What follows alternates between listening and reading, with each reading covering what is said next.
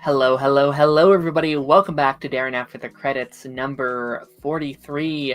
Today, joining me for today's very special episode, I have good friends of mine.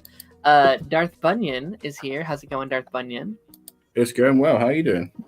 I'm doing very, very good. And returning to the channel after a somewhat hiatus, it's Toxic Taz. How's it going, buddy? Doing well. Glad to be here for such a special occasion. The return of Superman and Lois. Yes. I was very excited. so yeah, okay. There's a bit of like backstory I do want to tell very quickly before we kind of jump into today's shows, because obviously if you've been around the channel for a while, Taz was our co-host over on the Pipeline. And like a bit of history with Daren After the Credits, like the Pipeline, like what Daren After Credits is now is basically what the Pipeline was back then. Like we would just kind of come around every week, talk about Super Lois and Gotham Knights and what was on at the time, Secret Invasion, I think, and all those things. And then you kind of went off to do your separate thing. You were like, yes. I got my career jumping off. I'm going to step away from the show. And I was like, that's totally okay. And my plan was just kind of continue with various other guests. But the problem with that was it was hard to book guests that were watching all the shows at the time that were like, yes, I'm watching Loki every week. I'm watching Secret Invasion or, Gen V or whatever that was. So I was like, you know what? I'm just going to do a separate show that just focuses on the TV side of things. And very quickly, Darth was like, hey, I'd like to be a part of that. And actually, I don't know if there was ever an official conversation there. I think you just kind of stuck around. You're like, oh, I'll just that too. So, very much appreciate Darth kind of coming to my rescue. And we've been having a lot of fun over the last year and a half at this point. And we've been doing this almost a year now, I guess, huh? Wow, that's long. When did we start, Darth? I think it was Loki. I think it was the Loki season 1, episode 1. So it's been about a year. Wow. So that's crazy. Wow. And I'm just that guy at the party that doesn't know when to leave, just outstays my welcome. Oh no, I now see that we have the entirety of Party Nation in our comment section right now. I should have known this was going to happen. Hello, Party Nation. Hello. I'm sorry I wasn't there today. I'm sorry. I was getting set up for this one. Shout out to Lance as he hit 100 episodes of Party Nation. So shout out to him. That's awesome. Congrats, Lance. Congrats. I hope you just streamed the entire episode over on Party Nation, Lance. I hope that you spend your 100th episode just watching us. That'd be funny. Streamception. Hello, here's Journey. Hello. Hope everyone's doing well. But no, like this is a huge week in terms of like Super Lois is obviously a show I think we all resonate very near and dear to our hearts. Like that's a show that has everyone been watching since like episode 1 aired? Like what's kind of our history with like Super Lois? Yeah. I mean, day one. Literally when we got the, I guess, reference after Crisis that this was going to be the show, and once we got it confirmed, I was so excited for it. And from those first trailers, everybody was always like, hey, it looks like movie quality. Like it is very obvious that it has that additional budget and everything like that. And just from season 1 onwards, the show was special. It kind of stood apart from the rest of the Arrowverse, and it's crazy to see that this is kind of the last standing pillar of the previous kind of reign that that DC had on the CW. I remember back when that aired. It was such an interesting time for the Arrowverse as well, because it's like we were coming off of post-Crisis. There's kind of we didn't, obviously COVID was going around, coming out of Crisis. We didn't quite know what the future of everything was. Like, we weren't sure about, like, Green Arrow and the Canary. Some other spin-off stuff was starting to come out to light. Maybe some of them were happening, some were. And I remember that premiere episode was one of the coolest experiences for me, just as a fan, because it's like, we kind of know what to expect in terms of we kind of know what to expect in terms of what a CW show can offer and kind of what we can expect from that. But that blew everything away. We're like, you can do that on the CW. Like a show can have that level of quality, can have that level of pristine. But yeah, no, it's pretty crazy. Please play Lance's stream. He's watching you right now. Oh my god, I don't know if we should. A stream, watching a stream, watching a stream, watching a stream, watching a stream, watching a stream. That's holy. You know what? Screw it. Oh no, I'm scared. For the giggles. Hold on, Party Nation. Hold on.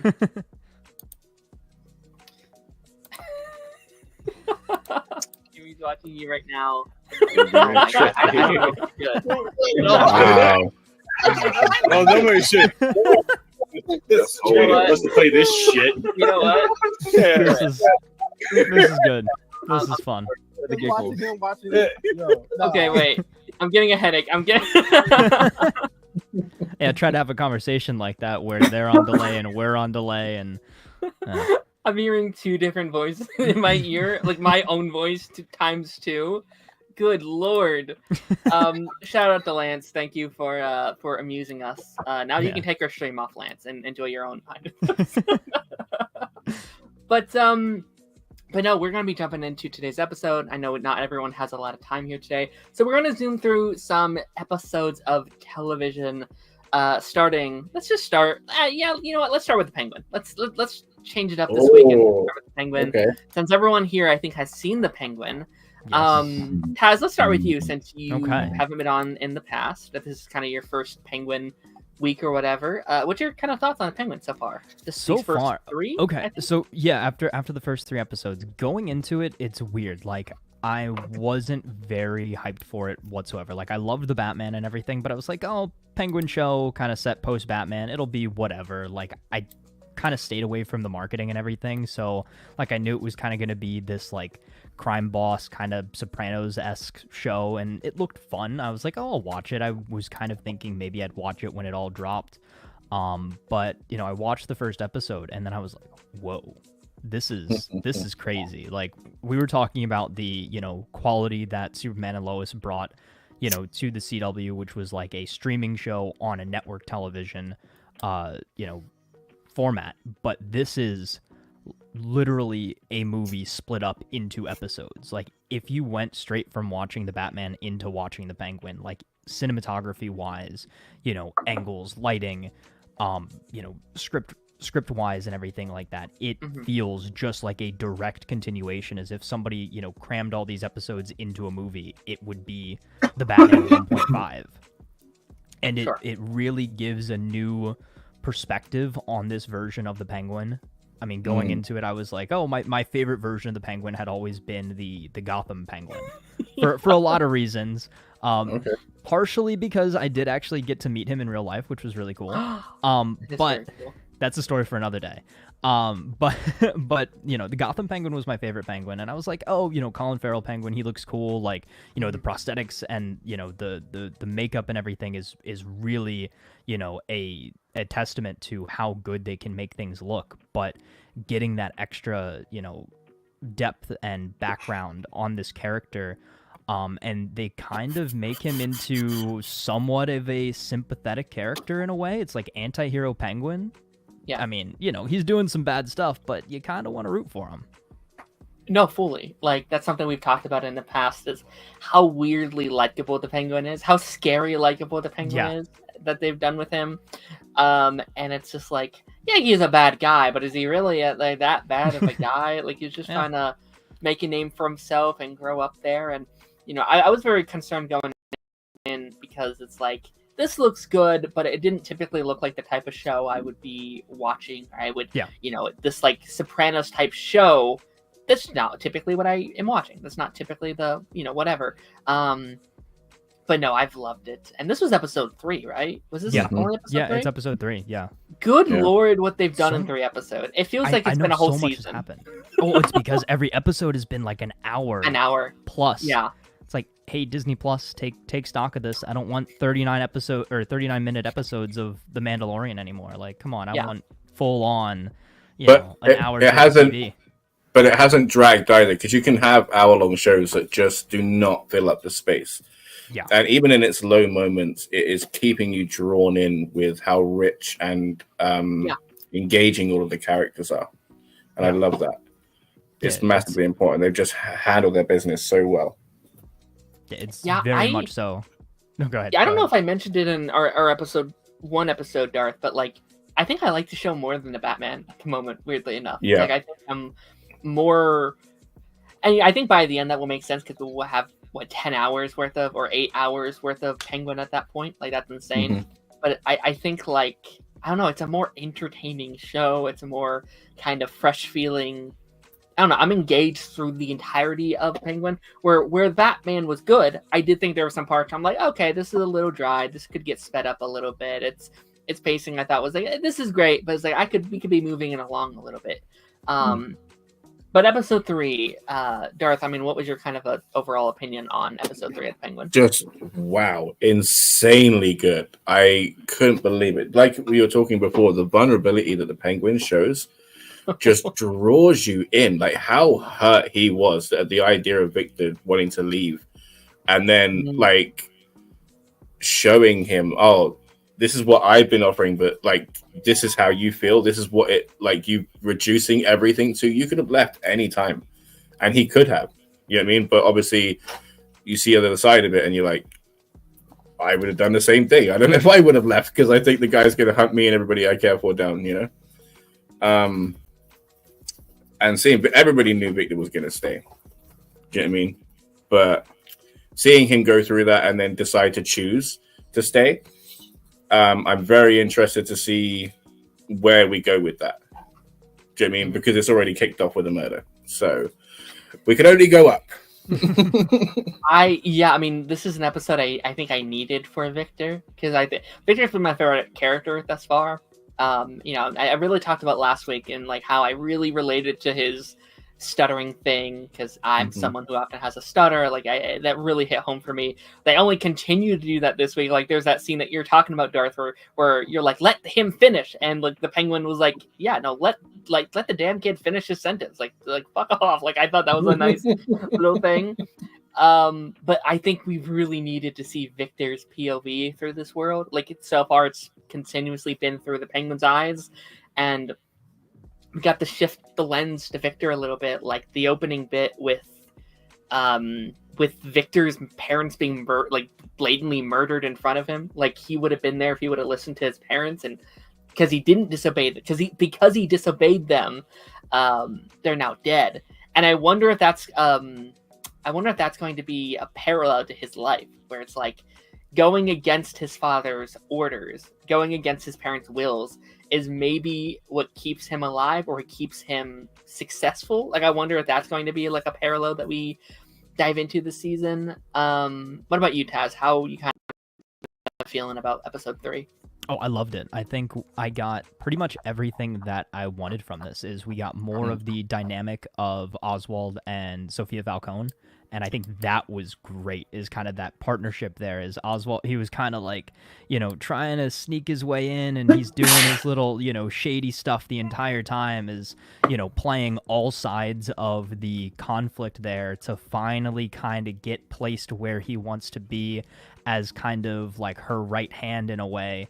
So that I'm assuming eventually he's trying to become the, you know, the kingpin of Gotham, so to speak. Like, I think that, again, this is just another step in his plan to fully take over. Like, he's said it from the beginning, is like he started with nothing, which very much so parallels Victor. Is, you know, they come into this life of crime, you know, not really knowing anything, just trying to get by, trying to make some money, trying to find, you know, a place within Gotham City, within its underworld, so to speak.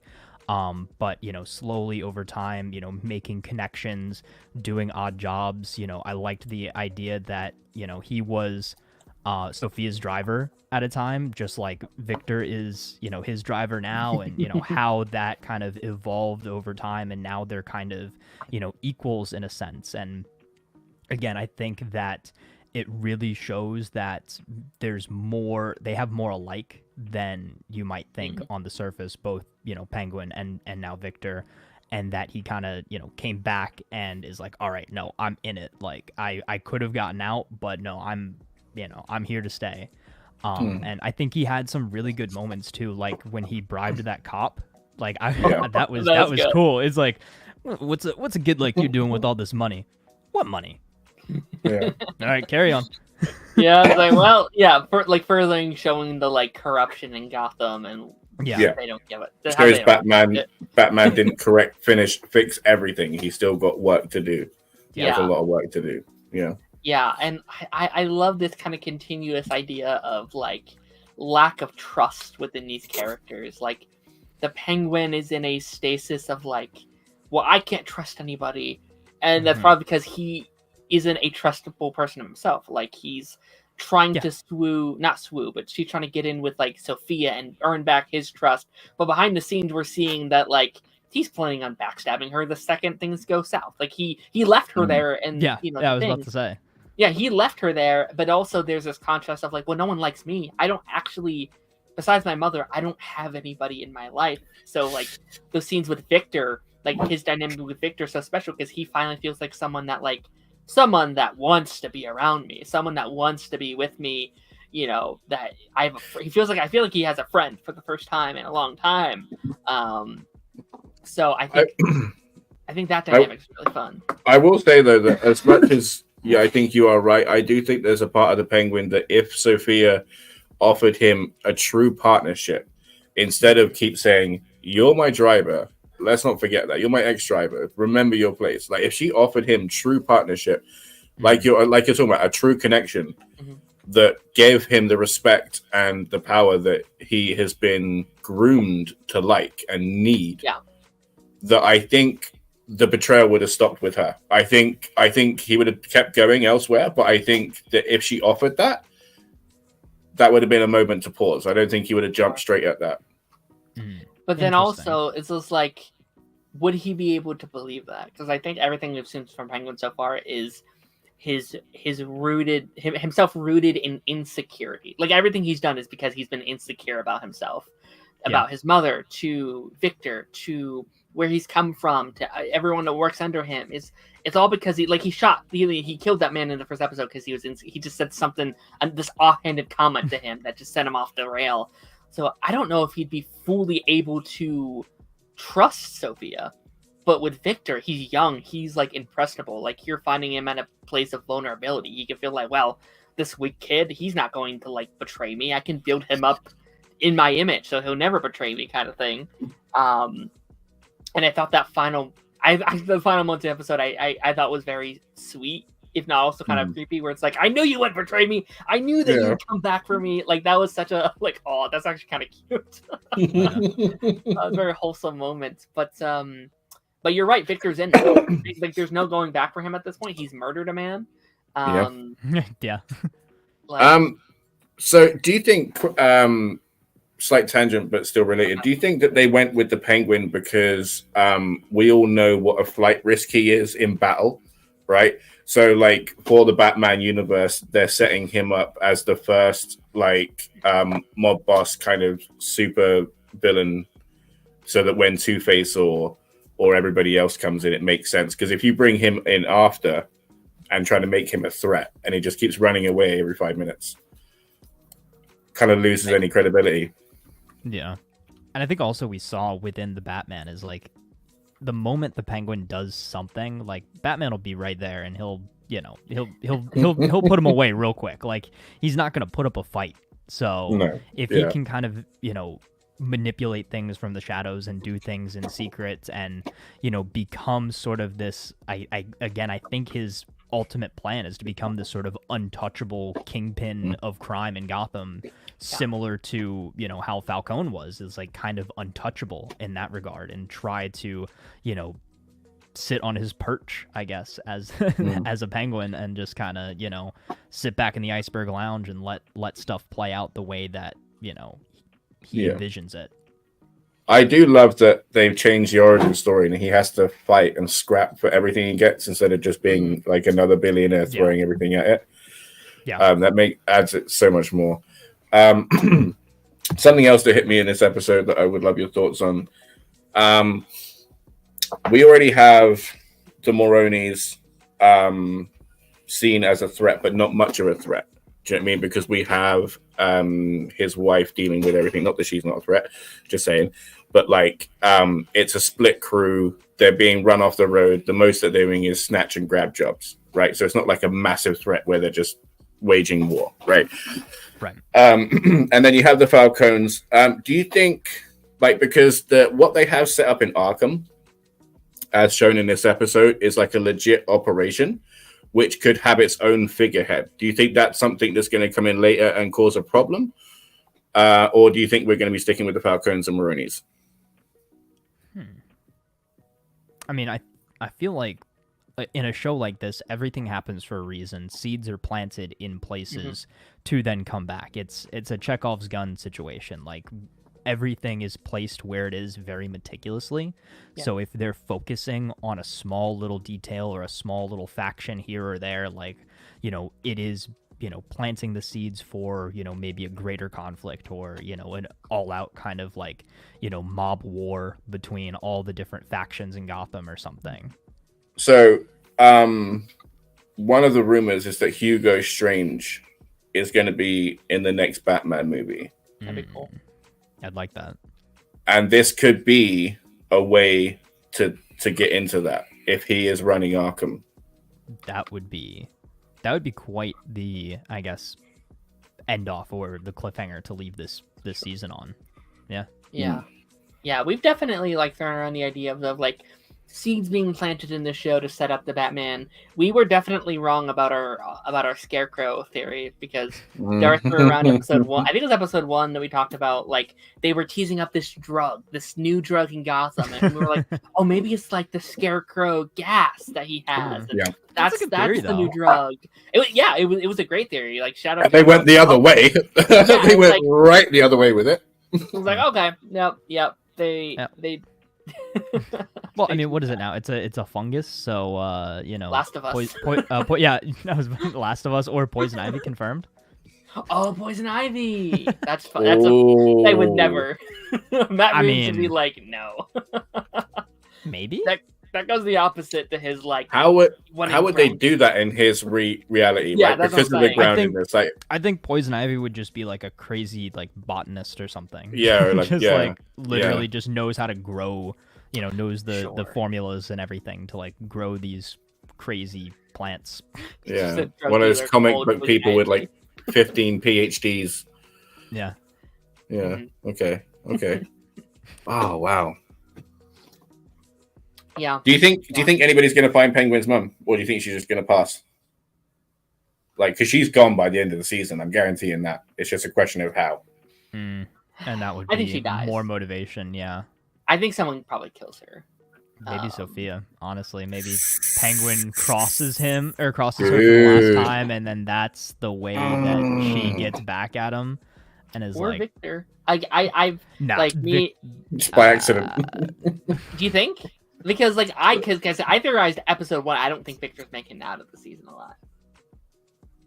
See, I think he's going to have that relationship you were talking about, and there's going to be a tragedy at the end of his life. Like, he's going to be there for like 20 years, and then it's either going to be him thinking, oh, like the Sith, now it's my time to rise. I need to be the captain now and do what he did with Sophia. Or the Penguin saying, hey, do this. And then, like you said, it goes against his father's principles, and that's what finishes his life. Yeah, because That'd I mean, be tragic. I guess my thought process is like, this is a limited series. We're not getting a season 2 to this. It doesn't seem. So like, I feel like I just don't see Victor's role in the long term of like the Batman universe. Like, I can't see Victor showing up in like Batman Part 2 or something like that. Maybe I'm wrong. Maybe he does. That'd be kind of an interesting choice for sure. But we'll see what happens. Maybe they do. Maybe they don't. I don't know. Do we have any kind of other thoughts that we want to bring up in terms of the Penguin? I know we kind of rushed through a lot of it, but anything before we move on? Just on that thought, if he doesn't make it, I will be devastated. I will be devastated. He is such a cool guy, and the bond that they've developed is really strong. And just like, if any of them got to go, I mean, ideally the Penguin, right? Keep the kid around. But he's in for sure. he's in part 2, so he's safe on the board. I will say, as much as I love Victor, I do think he was making some very stupid decisions this week in terms of things he was doing. Like, he brought his girl over to the Penguin's house or whatever. I'm like, what are you doing? Like, you're going to the last 2 episodes not taught you anything? If he comes home while she's there, she's probably getting shot. Like, I don't. Oh my god, I couldn't believe it. I was like, what are you doing? Also, why was his backpack open with the drugs in it so that when it fell, like everything fell on the floor? Like, dude, just zip your backpack. Yeah, he could easily just small little nitpick, but yeah. The PTSD he's going through, wow. Yeah. They portrayed that very, very well, and I never really thought about it, but it's true that the people of Gotham would have just seen walls of water littered with bodies, you know? Yeah. And that is horrifying. And he's still 18, 17, 18, you know? Yeah. Yeah. Like, Yeah, Go ahead. No, like, I just love seeing the various consequences of a story's actions. And I feel like we don't normally get to see that when it's just a movie universe. So getting to expand to the TV side of it, getting to have 8 hours worth of these stories, you could be like, yeah, there's this massive flood. Thousands died from this event. Like, this was a very tragic accident. We don't really think about that in the movie because there's a flood, but Batman fixed it. It's whatever. But like, no, like, all these people died, and there's PTSD and there's trauma. And I wonder if the villain of part 2 will have some kind of like connection to that. Like, that could be kind of maybe an idea they go on where like, oh, Batman killed my parents with the flood, or whatever they want to do. So we'll see. Yeah, it definitely made you look at it in a different light. Like, it was very much so not glossed over, but it was just kind of like, okay, this is how the movie ends. Like, big tragedy. We've got some cleanup to do, but that's about it. But it showed, okay, no, that this, what the Riddler's ultimate plan kind of really messed up a large chunk of Gotham, and lots of people suffered the consequence. Yeah, absolutely. So I gotta ask, right? This like really just portrays my understanding of the show as incredibly rudimentary that I'm even asking this. Okay, but the show is saying one thing, right? But then, like, the eyes of Sophia and just her sheer like struggle with her mental state makes me question it, right? The show is basically set up that the Falcones framed Sophia for being the hangman, right? Because she was trying to make roads in the family and they weren't having it. Right. Okay, because I still look at her and think, man, you are a serial killer.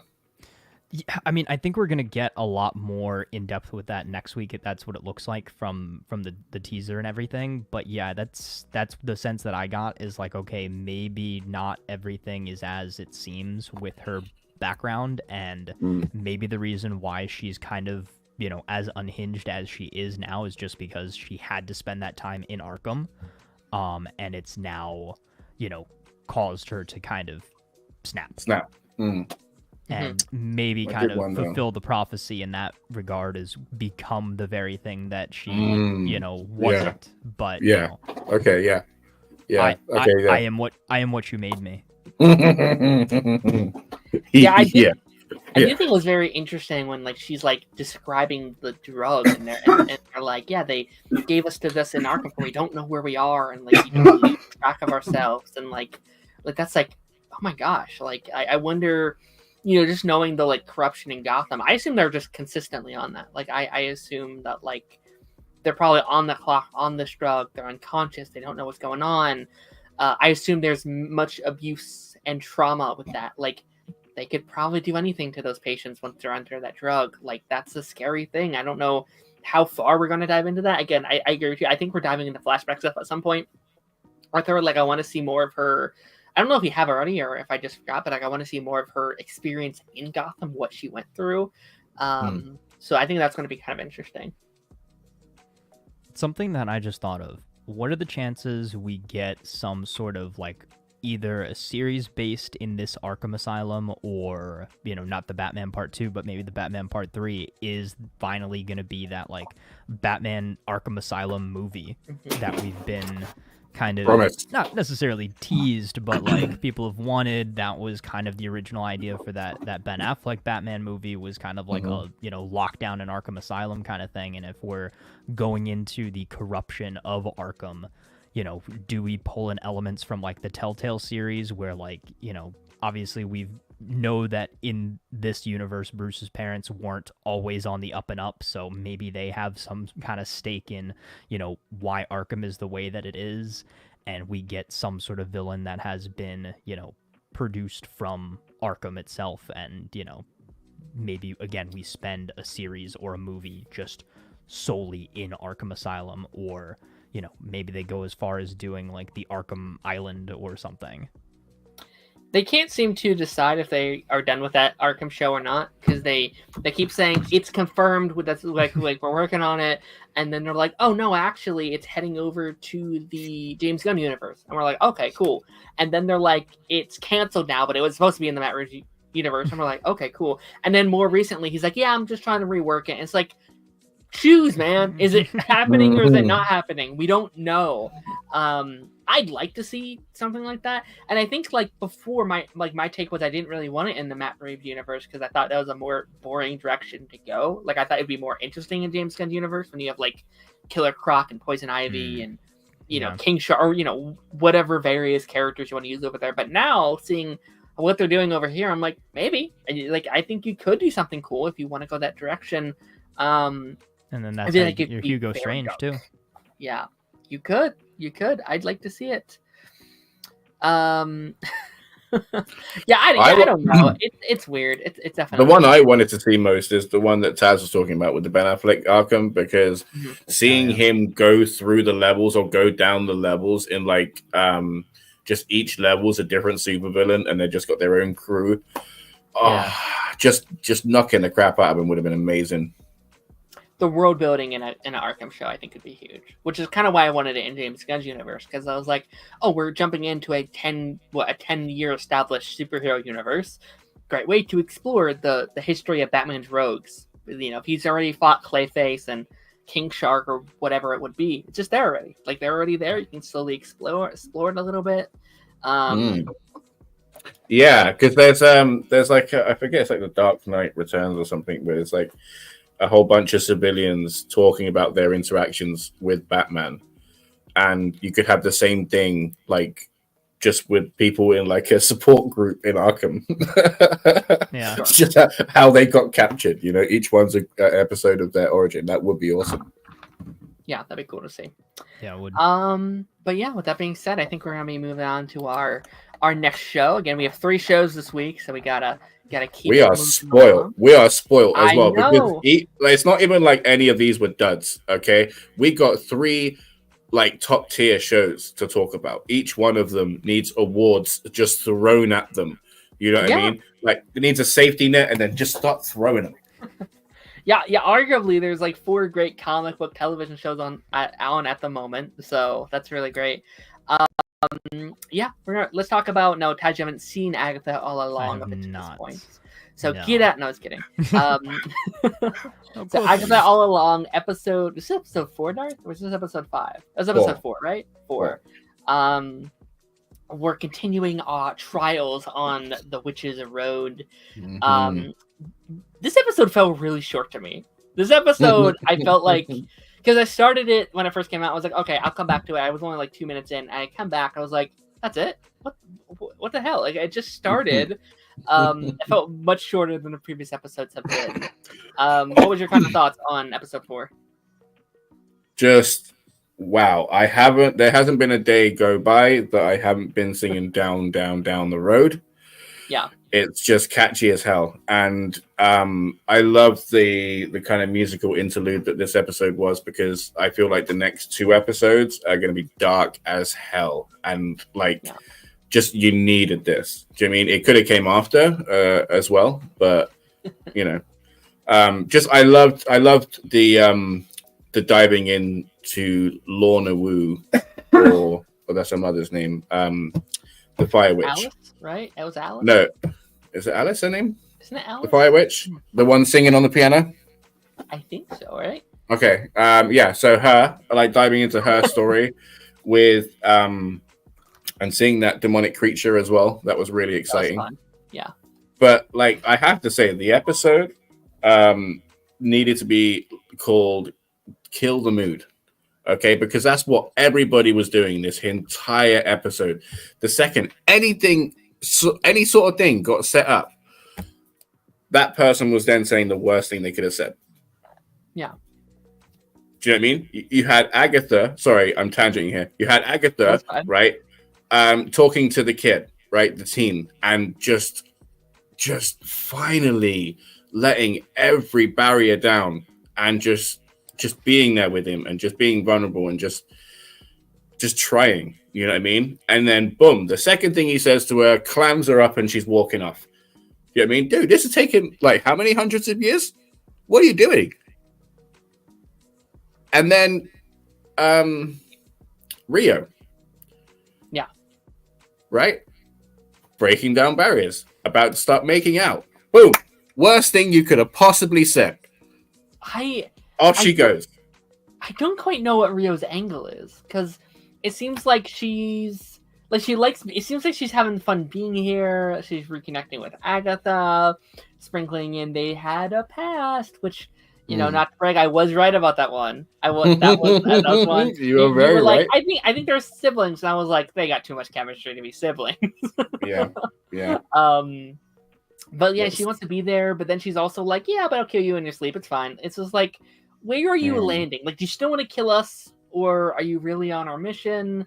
I'm very like they've introduced like something I'm very curious about what happened between Agatha and Rio, because she said something about like I had to cut something loose and it hurt them, but it had to be done, kind of. No. Like I had to do so. I had to hurt them, even though it was my. I did something and it hurt them, even though it was my job and I didn't want to do it, which just screams her taking the payment for the Darkhold, right? Mm. But why would Mephisto or any of his kin or denizens of that realm have any connection to the Darkhold when it's Chthon that is the person that made it? Do you know what I mean? Like, that would be the person that you'd make the deal with. So I'm confused. Hello. Yeah, no, I'm curious like what their dynamic was, and like they're so clearly.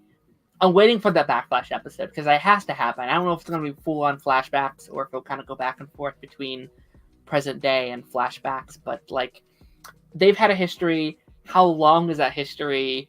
You know, what was the extent of their relationship?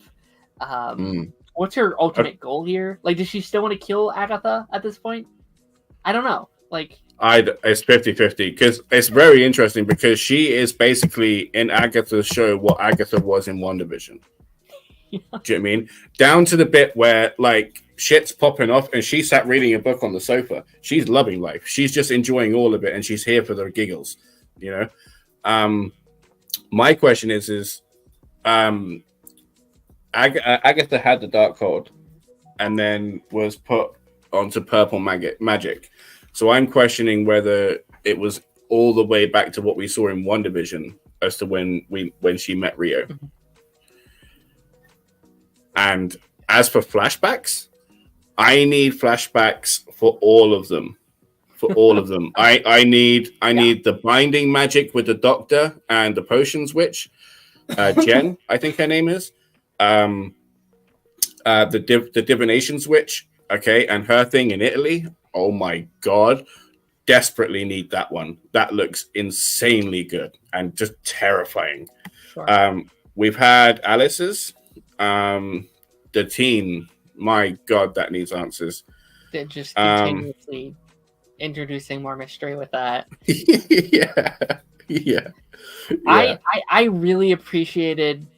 I really appreciated because I think this is the episode where we're starting to become an actual coven. Like, characters are starting to care for each other, worry about each other, becoming a family. Like, Rio's kind of coming in between here. I think I think Rio actually did Agatha a big favor, because now Rio's the enemy. Like they can't be like, oh, Agatha's up to her old tricks. It's now like, oh, she's after Agatha. Now we have to protect Agatha. And now she's the villain. But like, them become more of a family. It's set up that Agatha thinks Teen is her son. Like, she's thinking, oh, it's him, just like many fans are thinking. It could technically still be the case, but it seems like this episode's confirming it's probably not him. I think we all know at this point who it is. Why would like, if it is and the sacrifice was made, which is the heaviest implication of the show, why would the person that made the trade just let them go? You mean after however many hundreds of years? You're fine, you're off, you're good, be good. Yeah. You know what I mean? That makes no sense. Liam and his wife Sarah were saying that there's like heavy point is that Rio might be Death. I don't vibe with that, right? Because aside, like, because the main trilogy for Death, right, is Death, Deadpool, and Thanos. Okay, that's my whole same argument as to why when you shouldn't be introducing Mephisto into Ironheart. You know what I mean? Like, it would make, although if that's what they're doing, it makes sense that they'd bring this guy, that Lady Death, in here. You know what I mean? But it would make no goddamn sense. Especially because she says, I'm not a Green Witch, I'm the Green Witch, right? Death and entropy do not go well with fertilization and life, you know, and growth, you know, it's quite the opposite. So that also doesn't line up. So it just, it's not a theory that I vibe with very well. Here's what I'll say. I will not comment on who I think Billy is or not Billy. I won't comment Rio. on who I think Teen. Who Teen is going forward, or Rio, because Funko's leaked online recently with who characters' names are. Did you see those? No. They leaked Why are they ruining it? Why are they ruining it? Funko strikes again. I saw those. I was like, gosh dang it. and that's kind of why I was like, I'm not really in a rush to watch it. I'll watch it when it finishes So up. I'll probably do a WandaVision rewatch beforehand too. WandaVision's fun. Yeah. Yeah. Is that a spoiler? No. Okay. It's Have an you seen the Funko Pops? Oh yeah, I've seen the Funko Pops. Yeah. They are pretty big spoilers, I'll say. I can confirm I have seen them. I have thoughts on them. Oh, okay, And, okay. Yes, Okay. we must That's keep all I'll Garth say. safe. That's we all I'll must keep say. Garth safe. Avoid the internet. Mute the Yes. word Funko on Twitter. Just block them. Yeah. My God, monsters. Oh, Yeah, that was. And that was don't go to Target. They do this a lot, but yeah, no. I mean, just kind of like overall thoughts. Like, I thought this episode was a lot of fun. I actually enjoyed. It actually might be my technical least favorite so far, but not because any real reason. I don't know. Like, I've really liked the show a lot. I thought their like rock ballad of Down the Witch's Road was a lot of fun, and you know, I thought it was very funny them like doing the seance circle around them each time the curse hits them. They're like, hurry up, draw the circle. Like, dynamics I think were strongest in this episode. Like, we're becoming a real team. I think the show is benefiting from the just the longer format. Like to me, we've said this each week now, but it feels like an actual TV show to me. Like, we're getting to spend time with these characters. There's 9 episodes. Each episode is a bit longer than your normal Disney Plus show would be, thankfully, or about the same, I guess. But most of them have been longer. Do you have any kind of final thoughts prior to us moving over to Superman and Lois? yes. 2 questions. One question, one thought. The thought is quickly the Divination's Witch. Her with the maracas was just pure magical. Okay, and I want to see her with them every week because she was rocking to the beat and it was sick. Them as a band, I love it. The question I have is, do you think that no matter what witch was lost on the road, right, whether it was the quote unquote Green Witch, which they didn't bloody have, it was just a gardener down the road, or the Fire Witch or the Water Witch, do you think that Rio, when they did that spell, do you think that she would have taken any place, or that she is specifically a Green Witch? Who, Rio or? Yeah. Yeah, I think Rio's probably a Green Witch. I think we can probably trust So, her. so if they lost Jen, for example, and they did that spell, you think someone else would have come? I don't know. Yeah, no, because that's a good question. Because it does seem like she wants to be there. It's interesting because yeah, maybe is she just that powerful where she could fit every placeholder of kind of witch? She's like, I'm a Green Witch and I'm a Red Witch, I'm a whatever witch, I'm a like maybe she's just like. Could Scarlet Witch come down and be like, yeah, I'm all of them, bitch. Like, yeah, I'm the fucking Scarlet Witch, bro. Like, that's me. Oh yeah. But yeah, no, I'm enjoying the show. But this is episode 4, so we have 5 episodes left still. We have some room to cover. I'm glad Teen isn't dead. I really liked seeing Agatha just that concerned over Teen. It was a little sad once I found out, like, oh, she's just concerned because she thinks it's her son. Like, that disarmed me a little bit. I was like, oh, okay, I guess, But like their bonding has been really fun, and it's been very heartwarming to see that, I think. But I think like it's only because that like kept being slapped in her face. Do you know what I mean? I still think that yes, a part of her was hoping that was the case. Like the impossible ask, the impossible hope that she knows is not that. But she still wanted to be vulnerable with him. She still wanted to be a part of his life and have him a part of the coven. But she just kept getting slapped in the face with it. Do you know what I mean? So I think she had to like pull up that wall and be just like, because there she is, like truly like trying to extend like emotional olive branches and stuff. And they come up with like the worst possible thing. Like, I've got to say, the teens felt a little bit just out of nowhere. I know kids say some shit, right? But to go from the sentence he said before to that. To what? That, like, why'd you lose your son? Or, like, what happened to your son? Yeah. Yeah, it felt a little 180-ish. I wouldn't have said that right then either. I would have waited a little bit longer to be like, so did you murder your baby? Or what's going on there? Right? Yeah. Like, how are you in a relationship if you're this bad at social faux pas? Yeah. Do you know what I mean? If you're this bad at putting your foot in your mouth, how have you landed a guy? Okay. I'm wondering if maybe they're just not going to address the boyfriend thing. Because if he cannot say who he is, how does he have a partner? That's where I'm at right now. I'm on the thing where it's only witches that can't hear him say his name. Okay. Maybe. We'll see. Because, like, I have a feeling they're just not going to address the boyfriend thing. Like, I don't know why. I feel like they're just going to be like, which is fine. Let that hang. I guess you don't have to. But, like, I have a feeling there's going to be like, because, like, it's even crossed my mind, like, what if the boyfriend's fake? Like what if his life outside of this isn't a thing yet? Like, it's like a fake set of memories or something.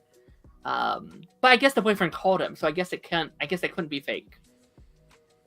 I don't know. Have we seen his face? We haven't seen the face. We just saw the phone call that said like boyfriend or whatever, right? I don't know. Okay. With this, like with these shows, the whole thing is about like fake realities and like things people think are real that aren't real. So it's like maybe that happened to him. Like maybe he's in some kind of weird mindscapey type thing. But So okay, sorry. Last thing, I know you're trying to move on. I'm sorry, and I'm half the reason for it. Right. So like we've lost Sharon, right? We've kept Alice, but yeah, who is Sharon? I don't know. I feel like other people have to be lost, right? Because what was set up, like in the recording studio, plus the song. Do you know what I mean? Like, I feel like these people are going to be guiding them there, and we have to have the "I want my coven back" moment. You know what I mean? How much longer do you think we're going to be staying in the road? But this is episode 4. I think by episode 6, maybe, and then 7. Really? I don't know, because there's a lot left still, man. We got 5 whole episodes left. That's a couple hours still. So like episode 8 and 9 are airing at the same time, so I guess we can kind of assume that's like the 2-hour finale or like the hour finale or whatever. So maybe up until that point, like maybe they get out episode 7, and then it leads into the finale. Okay. Or unless the whole thing is just a road. I like they haven't said how many trials. I can't see there being that many trials. Like usually trials are in sets of 3. I'm expecting one for each element, right? So we've had we had fire today. Yeah. Earth, wind, fire, and water, right? Will be the basic ones that they need to deal with. So there's 5 witches, right? So 2, 3, 4, 5, well, 4 6. witches plus the team. 4 witches. So it's only 4 witches. So that would be Agatha, Alice. 2, 3, 4. Oh no, 5. yeah, no, 5. Yeah, Jen, the Divination's witch. 5 witches would be Rio. episode 6. That'd be episode 6. That'd be 7, 8, 9. We'll see. That'd be interesting. So yeah, with that being said, let's get into the big meat and potatoes. The thing I think we all really want to talk about. Superman and Lois. Yes. Here we go. It's back. Hold on. Do I have a? Not a moment too soon. Oh, thank God for the second episode release. Oh, wait, that's not it. What's laughter? Hold on. Drum roll, please. Here we go. Yeah! I have these sound effects, and I don't ever use them. Okay, Superman and Lois is back, baby. Episodes 1 and 2 aired. Oh, gosh. Don't be quiet. Episode 1 and 2 aired on the CW last night. I've been clamoring to talk about it. How we feeling? How we feeling, everybody? It is pumped. Good to be back. We are back, boys. We were talking about this, like, I don't know if he said beginning of the stream or whatever. Like, I got a little sad when the episodes were airing because it's like, it was such a great feeling yesterday. Flash had their 10th anniversary. Yes. Superman and Lois was airing new episodes. All my friends I would typically have on social media that were watching the shows are watching again. Everyone's talking about these shows again. And it's like, this feeling is great, but it's going to go away. Like, it's going to go away after the season's over. And it's like, got what, 8 more weeks? I moved on. Like, I moved on to other interests, and now it's like, oh, this feeling. I miss this feeling. Just when I thought I was out, I'm back in. I'm back in. Yeah, that's hilarious. People keep asking if I'm back. Yeah, I'm thinking I'm back. Obviously, Taz, we talked to I think pretty much every episode of Superman and Lois season 3. Yeah. Genuinely one of my favorite, I think, TV experiences because those were so much fun. Those just like freaking 12 o'clock in the morning, just like what's happening this season. Yeah. Crazy like, all right, time to theorycraft. Oh man, that I think. Did we watch it? No, I think it was the day after. But like I thought it was finale, night of, or like night of. Typically we would, but like I think the finale night we did like the day after. Okay. Yeah.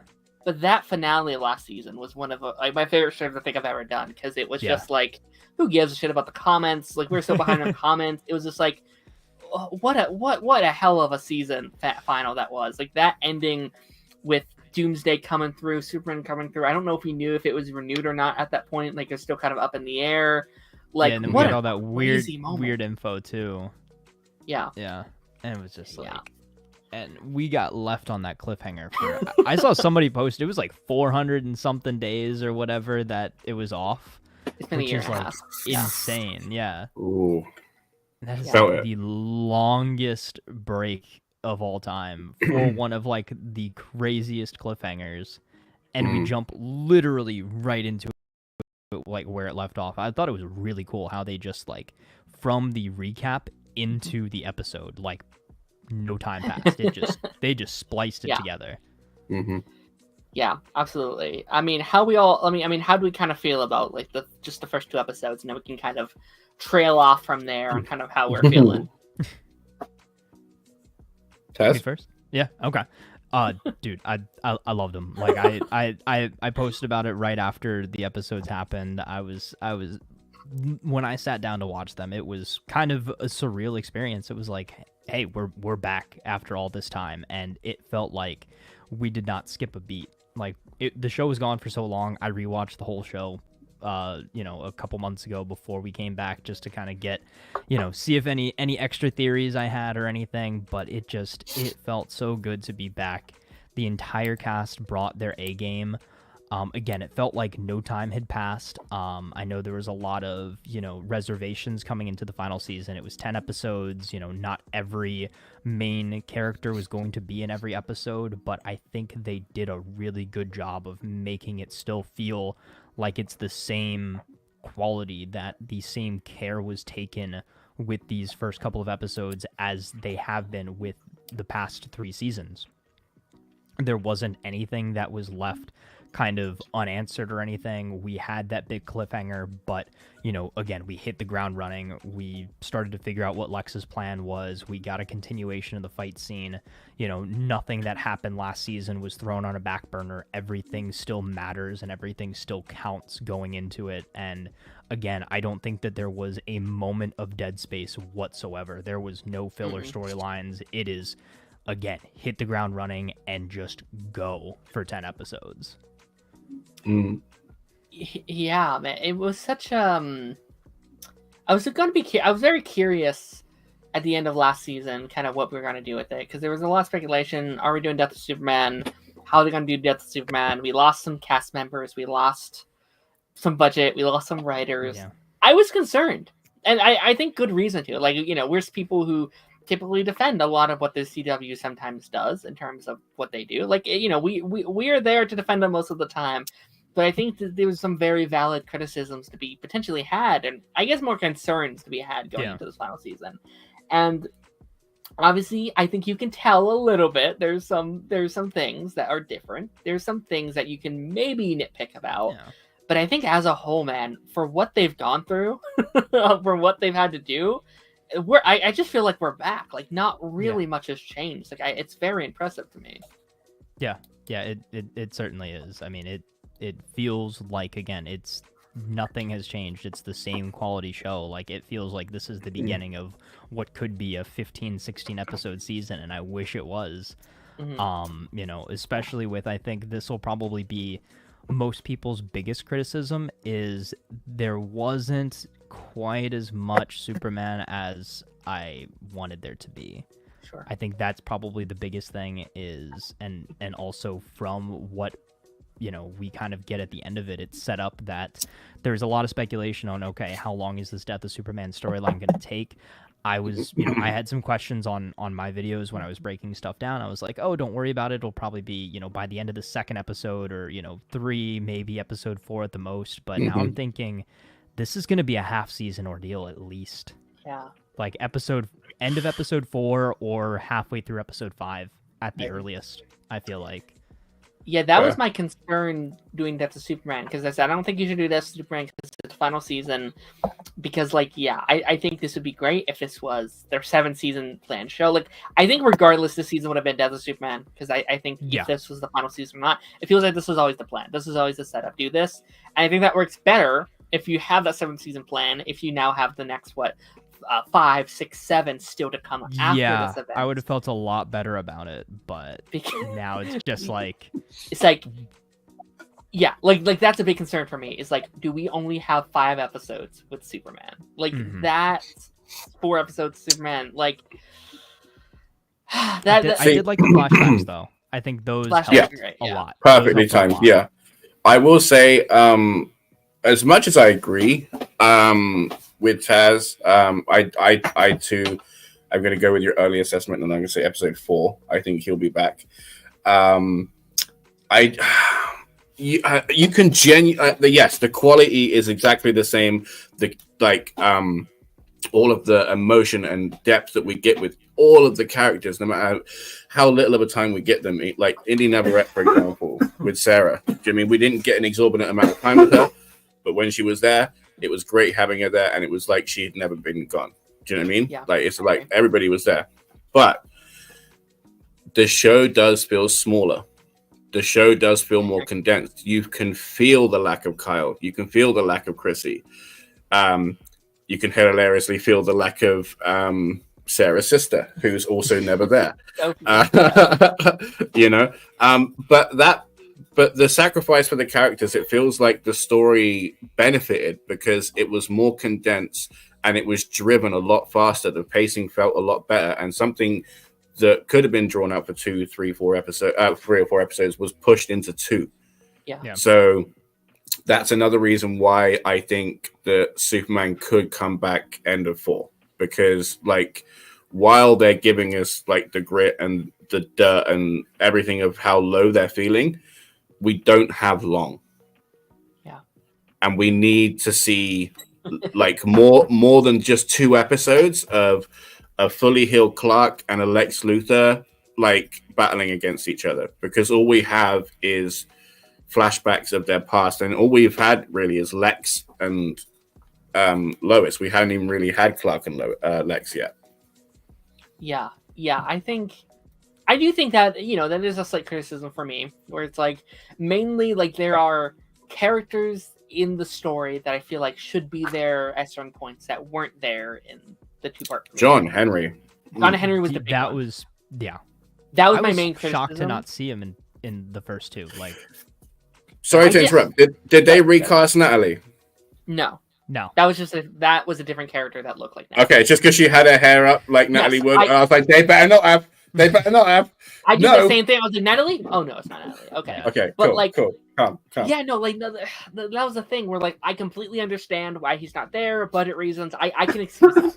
But also the like in-universe mind, it's like he just saw Clark go up there to fight a giant like fucking gorilla monster thing. In any other scene with him, he'd be like, "Oh shit, go grab my suit, go up and help Clark." That's what he does every episode. That's his thing. So for him to be like, "Actually, I got like yoga class in half an hour, Clark. I'm gonna go there for the next 2 episodes." It's like, you got this. I get it. I understand. He can't be there. His budget. But it's like he should be there. He would be right there with Jordan, be like, "Yeah, let's go beat the shit out of Lex Luthor. Like, let's get this done." He'd be leading the charge. He'd be there to protect Lois. Like, there's like, "Oh, Jordan's the last hero." No, Stu's right there. He's also a hero. He helps our team out too. And again, not to like criticize, because I understand why he's not there. Like, this isn't a criticism for me. It's just a frustration in the writing where it's like a name drop would have been nice, just to be like, "Oh, he's I don't know. I don't even know what you say to get rid of him." Like he's on patrol, like looking for him or something like that. Like, he's just circling the globe looking for Clark. Maybe I have to say, after the season 2 tease of the death of Superman Light, with like a tease of the reign of Superman that had everybody like, "Oh, is this gonna happen? Is this gonna happen?" To then double down and give us the full chuck. This is no nonsense. That's better than the goddamn Batman versus Superman fight. They're committed. Right? I love the respect for them to fully committing to it. And I did say, like I said, I didn't want them to do it because it was final season. But I do think Superman Lois is going to do easily the best adaptation of Death Superman we've ever seen. Because I've said, like, they already have kind of all the pieces in play. And, like, Smallville didn't do it, right? Right? Yes, did they? It did a version of it, yes.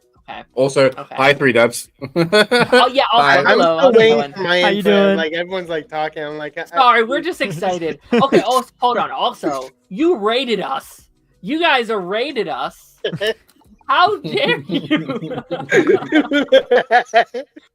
I was having a conversation. I looked over. There's 20 comments just unchecked. I was like, what the hell happened? We couldn't help it. You were live, and people. We just decided to like radio and basically live react to you reacting. That was nice. that was a top 10 moment. That was really funny. Best way to start the stream. Absolutely. But no, to go back to Superman Lois, what were we even talking about? Oh, Death of Superman. Yeah, like I think like Superman Lois is the perfect. I think it can be done so much better in TV form than movies can. Like, I think that the Superman movie's great. I think BBS exists. But like, we've spent time with these characters. Like, we get to see on screen for the last 3 seasons what Superman means to the people and what these characters are and what they mean to each other. And Superman is a symbol for the world. We actually get to watch that throughout the history of the show. So we're going to see the on-screen consequences of getting to spend time. We can spend the next couple episodes being like, Superman's dead. What do we do about that? Like, I'm excited for that aspect of it. But again, it's just the final season thing that concerns me, because it's like, oh boy, we are kind of on a time crunch. Yeah. I'm sorry. Before you do, sorry.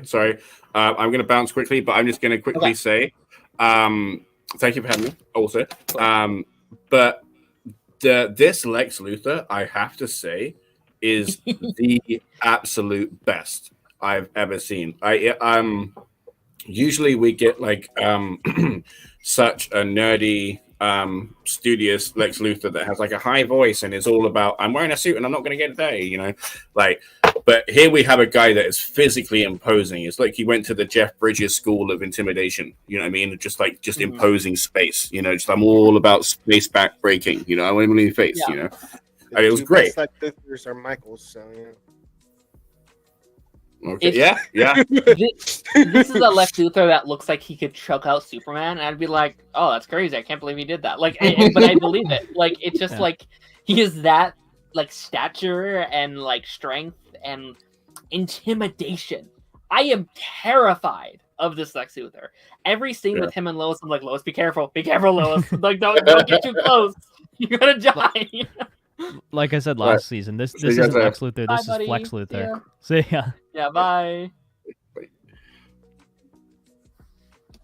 No, there you go. Leave studio. Okay. So, anyway, Flex Luthor, yeah. So, dude is imposing. The guitar riff that plays every time he's on screen as well is great. It just like he just takes control of every single scene that he's in. I mean, I think Michael Cudlitz honestly kind of carried these 2 episodes. Everybody was great, but I think, you know, we got just a small taste of how Lex was at the end of last season, and I already was a massive fan, but this just took it to a whole nother level. Like, again, this is, I think, I agree with Darth. Like, this is my favorite version of Lex. Oh, wow. Hands down. Yeah, this is my favorite version of Lex. I actually do think it was very smart to up him to series regular. Like, I bet they're in a spot where, like, we're losing about 8 different cast members as a series regular. And, like, Michael does a great job at controlling the screen. Like, he is the center of attention every scene he's in. Since the last season, it's weird. I basically watched all of Walking Dead since the last season of Daren Lois. That's how long this show's been off the air. And I met him in that show. And in that show, he's a character that's just, like, every time he's on screen, he's the center of attention. He's the main focus. He's a scene stealer, too. Yeah, absolutely. He steals every scene he's in.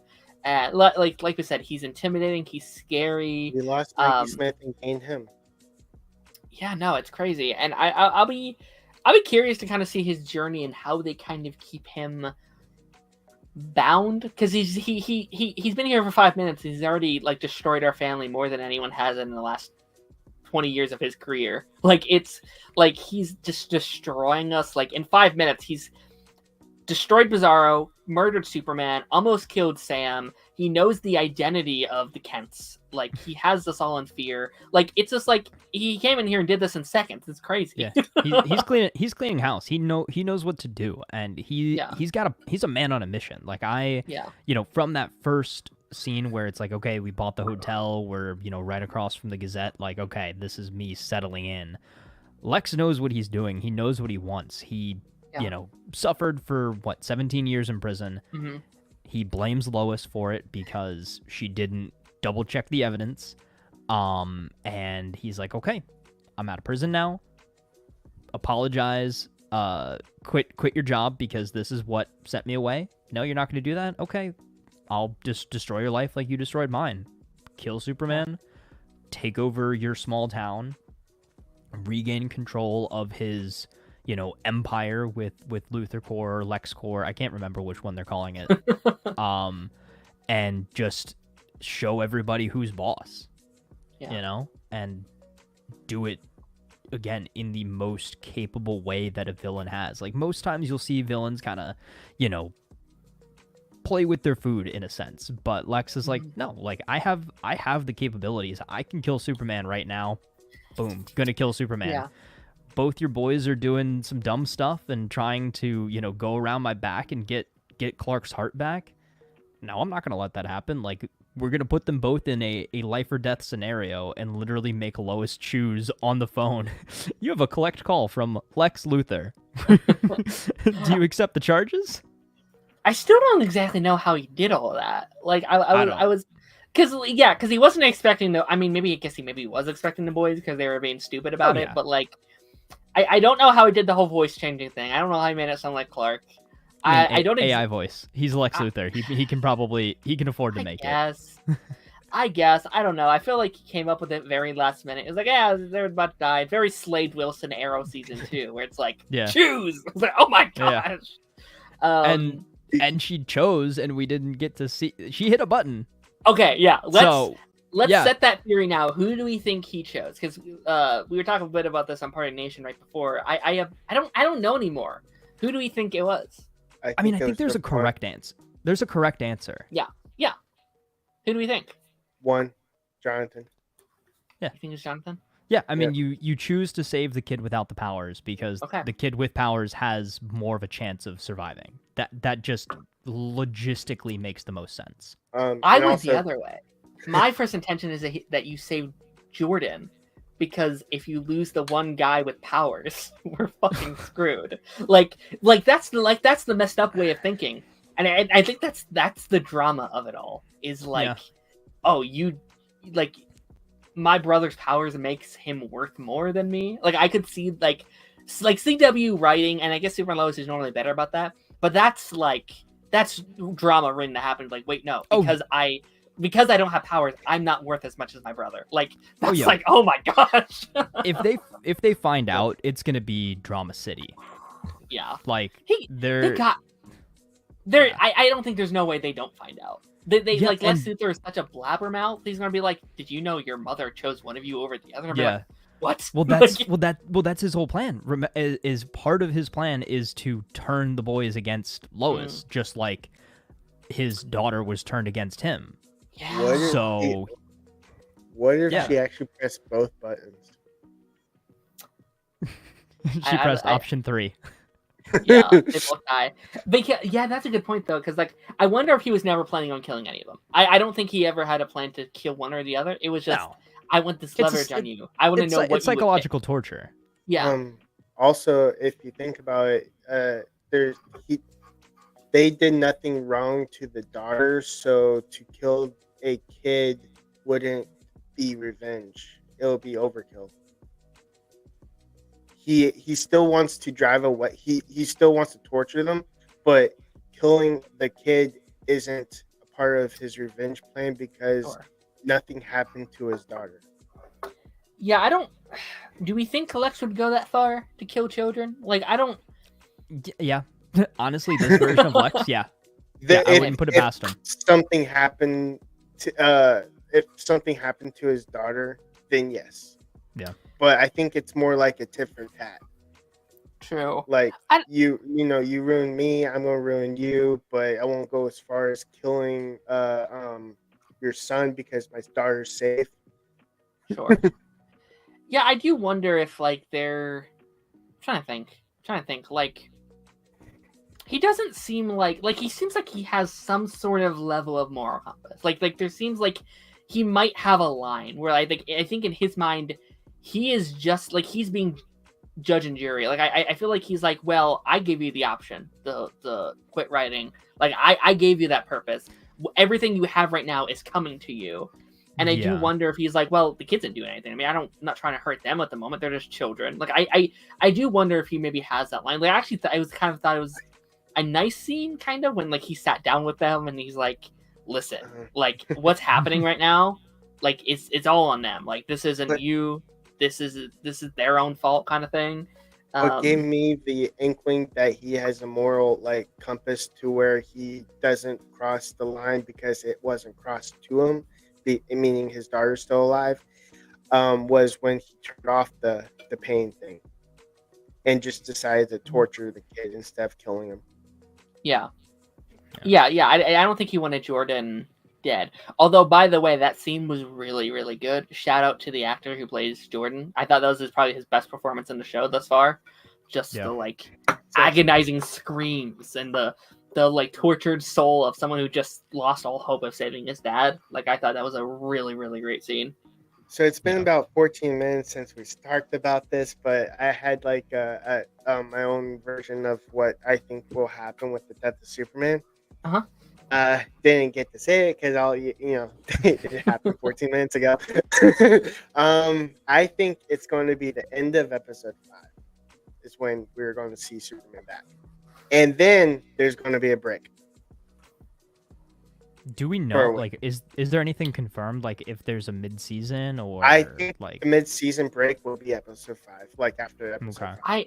I'll be honest. I don't think they're gonna have a break just because I think they want to be done before Christmas. Like, Yeah, I was gonna say it will still can be done before completely Christmas. finish air. Yeah. It will still be if they take a week break. It's because usually after episode 5 of all CW shows there is a break. So Yeah. I think there's going to be a 1 week break and then that's it.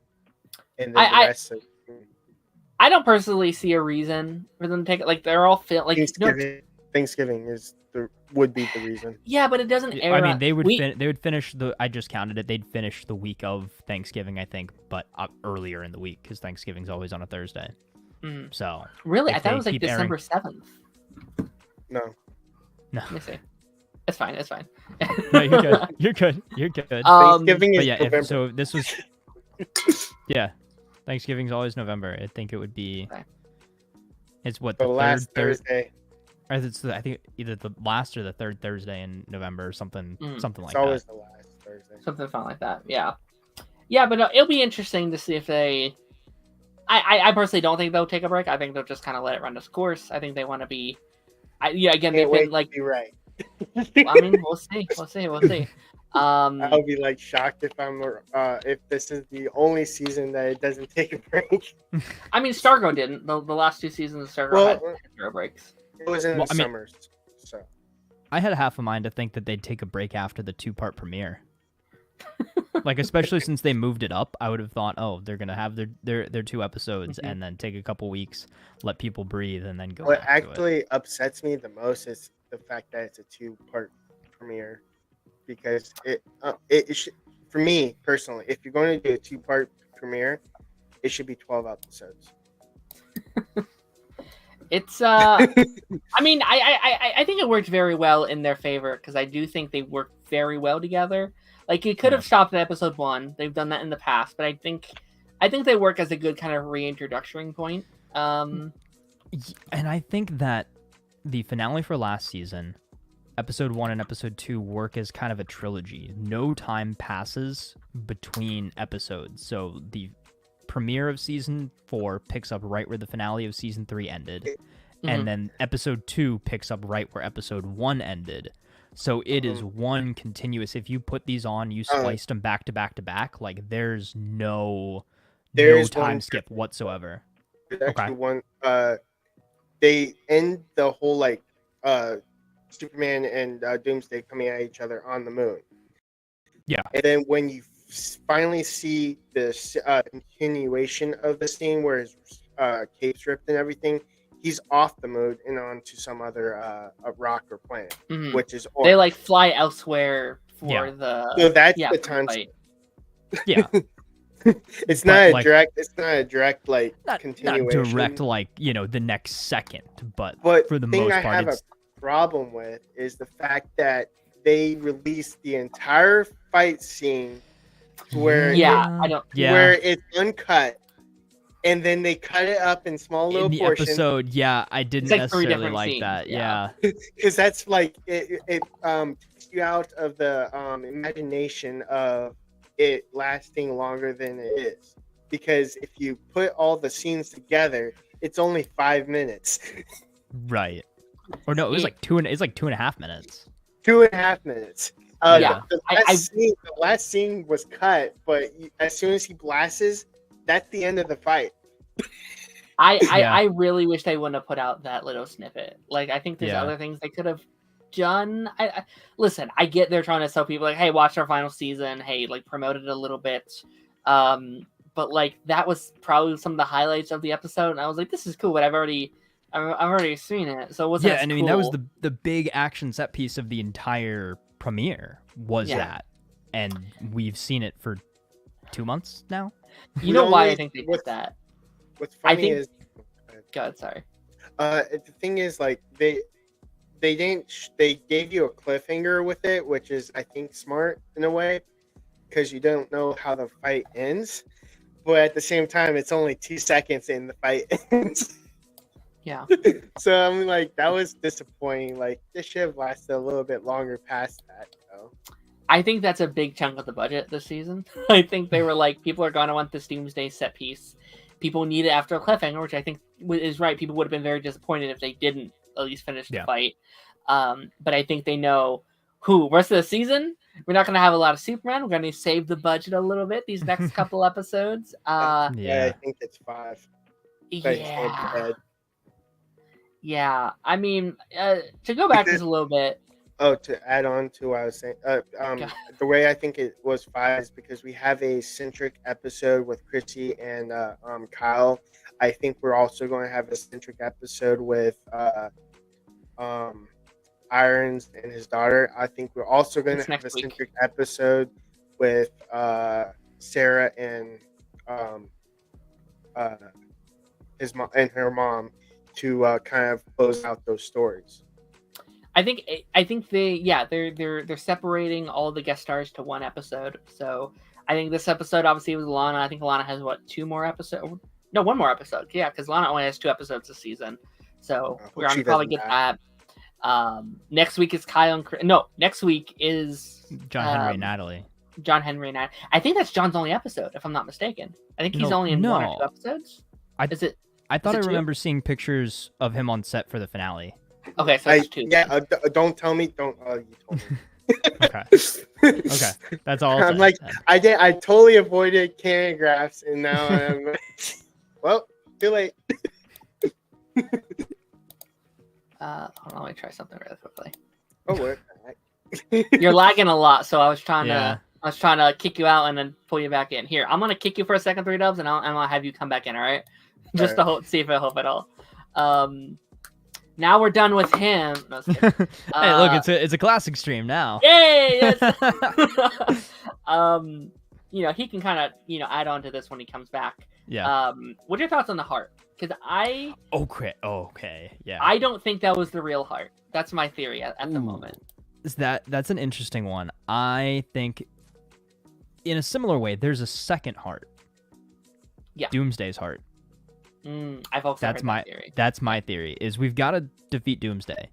So, Reign of the Supermen, steal Superboy, maybe bring back Eradicator. Mm-hmm. Are they going to do a version of Cyborg Superman? Maybe that's who Tom Cavanaugh is going to play. That could be kind of a random theory, not as fun as yours, but yeah, Reign of the Supermen, defeat Doomsday, take his heart and put it into Superman's body. Maybe. That's my theory. Maybe the only reason I say I don't think it's a real heart because I think that's very un-Lex Luthor to waste waste resources. Like, I think you have a real life alien heart, like a real life, like a heart that seems to be beating outside of someone's chest. Though that's a resource. You can create, a clone. You can create, you could probably do some kind of scientific whatever with that heart. I don't see Lex Luthor being like, yeah, I'm crushing it. Like, I don't know. Like, I feel like, yeah, you're right. Like, there's a lot to be done with a Kryptonian heart like that. And I think it's extremely hard to actually crush it too. That's also a good point. I also think I don't know exactly if heart's internal organs are different than skin, but I think that kryptonite won't affect it if he stabbed it with a kryptonite knife.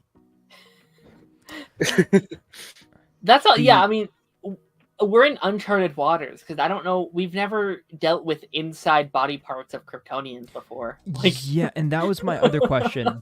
So, his mom said that he can't regrow organs. Is that a comic thing? Is that just a show? Like, I'm not super familiar with what the extent of Superman's healing factor, but I feel like he can kind of, he can't I think it has been said in the comics that he can't actually regrow organs, but he can heal the organ Right.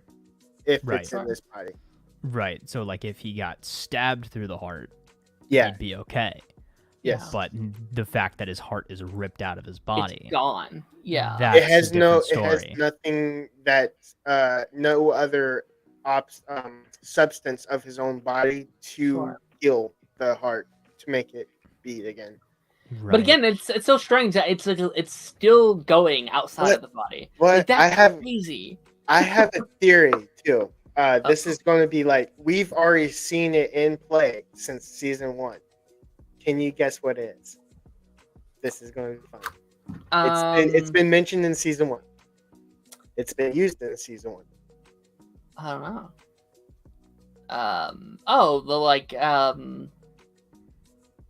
oh gosh, the like the metahuman things, right? Nope. Is that what you're talking about? Not the Nope, metahuman. not the kryptonite gold crystals or whatever. Yeah, like the kids or whatever. No, not like that. What are you talking about, bud? It's an actual tech. It's called the Eradicator. That would be nice if he came back. Yeah. Yeah, there's actually in the comics he came back through that. Hmm. Okay. I think they're going to regenerate his heart with that. Interesting. Not the actual character, but what they used. They Okay, use yeah, the actual the Eradicator machine. Gotcha. They use the Eradicator Okay. machine to bring him back. Yes. Gotcha. Maybe. Okay. Maybe. I think Possible. there's definitely a lot of theories at the moment. Like I think the Doomsday theory makes a lot of sense. Like, we were talking about at the after party earlier. Like would there be a plot line where Lois kind of tries to turn over Doomsday? Is there anything left of Doomsday at this point? Because it's like, I don't know. Like, to me, he just kind of comes across as like a ravaged beast. Like, is there any part of that old? Oh yeah, can you person in turn him. him Missed back opportunity, into? by the way, Yeah. for that is actually they should have like had like a little like montage of what doesn't kill you makes you strong. that should have been the montage of that. Mm-hmm. Something else that I thought that actually kind of brought up though, if they do use Doomsday's heart to heal Superman, does he then get that healing factor from Doomsday that he can just like he just gets stronger the more he gets damaged? Did they explain why that happens to him? Did they like explain like why Clark can't do that and he can, or did I just forget it? What are you talking about? So I can try. The like Why- Bizarro like, yeah, thing. why Like, why can Bizarro Bizarro turned do into that s- and not Clark? Yeah. Is it just because what power are you talking about? Like, just the when fact that you- he turned into Doomsday, like Yeah, that like- he like can every die time you and then kill keep him, he coming gets back, stronger. die and Yeah. come back, Oh, die and okay. come back, but stronger. I think it's only for him. There is a Bizarro Doomsday in the comics. Yeah. Um. I was just wondering why. Like, why him out of all? I think it's because in the reverse, Maybe he's Okay. he's a reverse of Superman. So Superman gets stronger with the sun, but he gets stronger by dying. Okay. So, I wasn't sure if there was like an on-screen like definition, if they explained it, or we're just kind of like Also- speculating or whatever. speaking of the heart, I think it's in the wrong place. If you think about it, he would have a different anatomy in the reverse of Superman. So where Superman's heart is would be the opposite side. Yeah. So Could be. he would Yeah. have to basically become the reverse Superman of Superman to be healed if he were to do that. Potentially. Potentially, Mhm. yeah. I guess And n- starting, n- starting to look like that in a way, because they're talking about revealing his identity to the world, and Bizarro had that problem on his world, and it's starting to come. Jordan screwed up. It's starting to happen in this world too. So it's Mhm. kind of like it's becoming the reverse. I really appreciated the dynamics of Jordan and Jonathan in this episode. I think their different approaches to the situation was very fun. I think Yeah. like Jordan's obviously not in a great place. Like he's like, well, we just got to get him back. We got like he's kind of in his freak out mode. I think because I think where we kind of left him was like we called this last season where like what will Jordan do now that he's the only hero around, especially where Clark left him. Like Jordan was left in a space where he messed up. Like he was grounded, he couldn't use his powers for a while. Clark is overall kind of a little disappointed in Jordan, how he was using his powers. So he was left in a spot where like, well, I didn't do so well in the past. How do I do now? And I think Jonathan's kind of like the backbone of the family at the moment. Like he's like, well, Mom's not going to recover from this. I don't think Jordan's going to recover from this. I'm going to have to keep our family together. Yeah, he's the one. He's the glue right now. Yeah. Like so if. Oh, go ahead. Yeah, so like I would say, Lois is the heart of the family. Jonathan is like the glue, and then Jordan is just like, I don't know. I don't know. Jordan's the loose cannon, but like I think by the end of episode 2, he's kind of like, okay, maybe I'm not ready. Maybe I have been a little too gung ho. Maybe, maybe I do need to take a step back. I thought it was actually. Go ahead. Sorry. No, I was just gonna say I think that could be very good for Jonathan because like he's been the character I feel like the writers sometimes don't know exactly what to do with. Like they try and introduce things for him, they try to give him storylines, but ultimately he sometimes gets forgotten about in the midst of the main plot lines and stuff because he doesn't have powers. And Lois is the main like I'm the human character kind of thing to put in situations. So I think with Clark being gone, I think this could put Jonathan in a very interesting spot this season, keeping us together, being the glue, like you said. And to see just kind of that phone call, I think is going to be very interesting. How our kids react to that, how we go about that. Yeah. They have to be traumatized too because seeing their dad's heart ripped out of his chest was mortifying.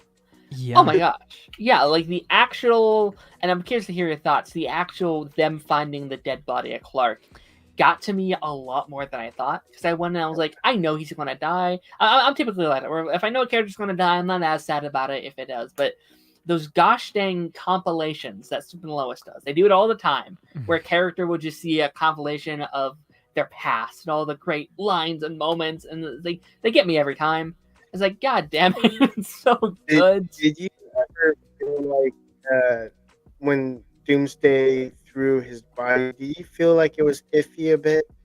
Like, oh yeah, the CG was a little wonky there. Yeah, because it felt like he didn't flow naturally. It felt like he just like dropped like a bag of like rocks. There's a couple scenes that could have looked better. Yeah, but I mean, the big thing that needed to look good looked good. The fight out in space and Doomsday looked great. Like, again, the fact that we got more like in-person Doomsday, and then, you got to see him with Lex a little bit later, when he gave him the heart and things like that. So, yeah. Low budget network TV, it looked great, I thought. I honestly didn't think we would see like him actually ripping out his heart, which was pretty gnarly. Because when he did the whole like after the heat vision and he goes boom boom, you see Doomsday like with his fist, and you actually see the heart pumping. It was kind of like that's dark. For 7, that's dark. It's a bit gruesome for the show. And I think too is this was definitely a different version of Death of Superman. Like, beat for beat, it was the outline that you come to expect. Superman fights Doomsday. Everybody's scared for him and for, what's going to happen. Superman, this is the one battle he can't win. Doomsday gets the best of him. Superman dies, but it's usually a little bit more, if I'm not, mistaken, it's a little more public usually. Like this was a very self-contained death. Yeah. It was the family and a couple of people in Smallville that just saw this big radioactive thing drop Superman off in the middle of the street without a heart. That was public, that. Though. If you go back to 13, he goes to like 3 different cities. Yeah. I mean, I'm saying that. Yeah, the They fight saw was the public. fight, yeah. The fight was public, but the death. Like, think of the iconic comic book cover, like with him. Superman is dead. The cape's on the like the pole, and it's in the middle of Metropolis. With, Superman or with Lois holding Superman's dead body. I think we're getting that next week because she hasn't put out the article yet. Like she was starting to do it, she hasn't done it yet. I think that's going to be a moment. I think we're going to see the news anchors. I think we're going to see the morning of Clark Kent or Superman. I'm sorry. Title change. The title went from the death of Superman to a world without Superman. Yeah. Which one? This one? Lois's article. Lois's article. Oh, I got you. I thought you meant the actual like episode title. I was like, wait, when? No. The one thing though I wish that we did get was the iconic comic cover scene. Like at least like having Lois kind of hold his body and like maybe the cape kind of floated back down somehow. Like even though that doesn't make sense. Crisis though. They did. Yeah, they did have that in Crisis. You're right. Maybe they're like, we already did it once. They foreshadowed. You could say they foreshadowed it too because they had the death of Superman with the flag and the cape on the pole. Yeah. And yeah. Lois and crying over a dead Superman, which wasn't Tyler, by the way. Foreshadowing something that's going to happen 4 years later. Yeah. But for all intents and purposes, this is not like knocking it or anything. I think it was done very well and done perfectly for the show. Again, I think it needed that smaller, more self-contained, more family-centric version of it because we've not ever seen the death of Superman with the kids as well. Like this is, brand new territory, and I think it was a nice little touch that the one Smallville guy came to Lana's office and was like, hey, I need to talk to you about something. He saw everything, but he was like, I know what Superman's done. I'm going to, keep my mouth shut. I'm going to chill on it. Like, it was nice to kind of see sort of the town rally around him in a way and kind of come together. Even though, that like Spider-Man 2 moment where like exactly. He's just a kid. Speaking of that girl that saw the whole fight, I think people forget that she was actually the one where Jordan actually stopped a robber that was stealing something in the grocery store. She's the clerk. Yeah. She's the same clerk. Yeah. So she wasn't recast and she wasn't taking the place of Iron's daughter. So. Right. Yeah, I really appreciate Lana this episode. I saw a lot of people were like, oh, they should Lana didn't need to be here. Lana is arguably, besides Lois and the boys, the closest person to Clark in his life. Like that's his best friend. She's known Clark the longest, and I very much appreciate her getting that moment of like it doesn't hit her until the end of episode 2. She's like, Clark, she should come back, and then there's that really great moment where she's like, my best friend's dead. Like I thought that was such a emotional moment. Yeah, right. She was holding on to that hope. It's like, okay, I know he's Superman. Like he'll be fine. Stuff happens like this all the time. And then Sarah was like, no, he's dead. Like he's not coming back. I don't know what it is, but every single time we have a death of Superman, just like the sheer will of Lois holding his face brings a waterworks to my eyes. Yeah, because we saw it in Smallville, we saw it in this show, and we saw it like in Batman v Superman. Yeah, no, like that actual moment of like he's dead just destroyed me. Like we had the lowest moment, like, oh my gosh, that's emotional. But then it's like it's the boys, and I'd be like, no, don't come any closer. And just the screaming, their screaming is like, holy shit! Like, it was really emotional. I think their reaction was more, I would say, more traumatizing for me to see than adult crying over a body, because the emotional drag that it's their dad is 10 times worse than a citizen seeing the dead body. That's why I'm like, part of me was like, why isn't Sarah so sad? she's not even crying. What the? Like, Are like, you? yeah. Do you have any Yeah. connection with them? Well, obviously she doesn't. But I'm like, why is she falling in her eyes? And I'm like, Yeah, well, she doesn't even know fully what's happening yet. Like, even in that Right. moment, Lana doesn't fully know. She's like, something happening. I need to get the crowd out of here. Like, Yeah. which I think It's she like, did a pretty good Lois is a job, I really guess. good. Superman is Lois's really good friend. Which she is They're- technically, like to the world, it's Yeah. very well known that Lois and Superman are friends. Like they've had a dynamic since the very beginning. It's kind of weird. People never assume that they weren't a thing. It's very clear. But no, like, Don't worry, it's pretty just obvious. Lois's really good friend. Her husband is Clark. Mild Yeah. mannered reporter Clark. Superman is completely different. Don't look too far into it. Don't Photoshop Clark's glasses off. Like, don't worry about it. They're not the same person. and I love that moment where she's like, you weren't supposed to be, like, I was supposed to be first. That's always how it Yeah. was supposed to go. Like, she probably thought she would never have to see her husband die. She would obviously be the one to go first. And And it's a Yeah. great parallel to what Clark had to go through last season yeah, it with is. Lois, and she was knocking was on on death's death door the row, whole season, and Clark was like, how do I even deal with this? What's gonna happen? But it was long and drawn out, and he kind of had time to prepare and things like that, but this was sudden, and Yeah, I think it also shows is like, Lex even brought it up as like, superheroing is a dangerous line of work. Yeah. Like it just any moment he could, That- again have a fight that he just doesn't win. If Yeah. you come at me, bro, come into with the intent to kill. Yeah, and like shout out to Lois Lane, like Betsy as a performer and also the character. Like she's been through a lot. Like she's Yeah. gone through the miscarriage, she's gone through the chemo, she's gone through just in this first couple episodes. It's like she's still going through chemo. She just saw her husband die. She's now a single mother. She's trying to find her almost dead father. She's trying to figure out what's happened to Clark. She's on the defense with everything Lex is doing. It's like, what a badass character. Like they've done Yeah.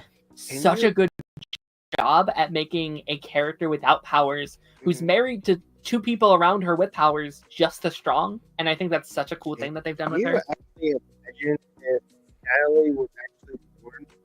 We would have a Superwoman. You completely cut out, buddy. I'm so sorry. Oh, I was like, can you imagine if we actually had a Natalie? Instead of the miscarriage, we actually had Natalie Mhm. born. She would actually be a Superwoman. Yeah, Because Potentially, yeah. if it was twins, one would get it, one wouldn't. But she was a single child, so right, most likely she would get it. Got it. right. I'm trying to Yeah. just like scan through my brain all of the plot lines Yeah. because there's so much that happened. I know. Thoughts on the Sam stuff this episode? Oh, We had the wrap up of all of that. Yeah. Well, I was happy that my Has- theory was confirmed. Which was that again? which was that he wasn't gonna die. Okay, good. So, and it pretty much happened the way that I thought. It was like, okay, Jordan comes in, Yeah. saves him last minute. Definitely kind of sad with the conversation between him and Gretchen was like, oh, he was happy for a minute, and then she just I bet flipped you in the everything back. on its head. But I'm glad Sam's fine. He's he's an OG. He needs to be good. I remember before we came into the season, right? Like there was some talk that he wasn't even going to be in the season. He said he wasn't coming back. Yeah. So I'm like whatever happened. I think I'm guessing it was the fact that we had such a long break. The writer's strike happened in between all that stuff. So Yeah. that's why he came back, Thank and I'm goodness. hoping He has he'll. 3 That's the episodes. only reason why Yeah. your theory came true. Yeah, because Yeah, we- you're yeah, right. because In we- another, yeah, And then another you're right. life. In another life, we would have seen would- the back of him as he got shot, and that was that. Yep. Through the heart and You're head. completely right. Yeah, two the head, one to the heart, something like that. Yep. Yeah, because it's frustrating because if this would have happened the season prior, we would have been good because they wrote him off in season 1. They wrote him off. They're like, well, he's going on vacation and he's like retiring from the DOD or whatever it was, and we're like, oh, okay, cool. Like if that would have happened then, he'd be like, cool, he's just on vacation or whatever. But they wrote him in such a spot last season where it's like, well, he's just dead. Like, Yeah. like, what do you do? I guess you could do a thing where, like, okay, John Henry Iron went to go save him, and that's all off screen or something like that, like a one-off comment. Where like, oh wait, he found him. He's in whatever. But no, I did feel like the Gretchen stuff would have hit a little bit harder if we got to see their relationship a little bit. Like, it was mostly off screen last season, which I get. Like, they're like preemptively trying to do it, but like I wish we could have had that, like, a bit of bonding before the reveal to see how happy he was with her. Maybe we get to see like a scene last season with them on their first date or whatever, bond a little bit before she actually has to do the deed, and not do the deed. That sounds like something else, but like do the thing and kidnap her and whatever. I guess they did probably do the deed, but that's besides. Speaking of Jordan, when he went to go save his grandpa, that throw to the building, I'm like, how do you walk away from that? Yeah, how did Otis not die? There's a scene in The Boys this last season that's kind of that exact thing. I don't know if you watched Taz, but there's a scene I'm where not caught up. There's a scene where one of the kid characters, he's doing a stunt and he has to fake throw someone. He throws him and he splatters into like 1,000 pieces, and it's just like, it's that same thing, but like the PG version of it, and then the book. Also, yeah. It reminded me of Deadpool, where he grabbed the guy's motorcycle, like wedgie, and he went onto the board, and then after like 5 minutes, the Colossus goes, comes to Deadpool and goes, that guy was up there before we got here.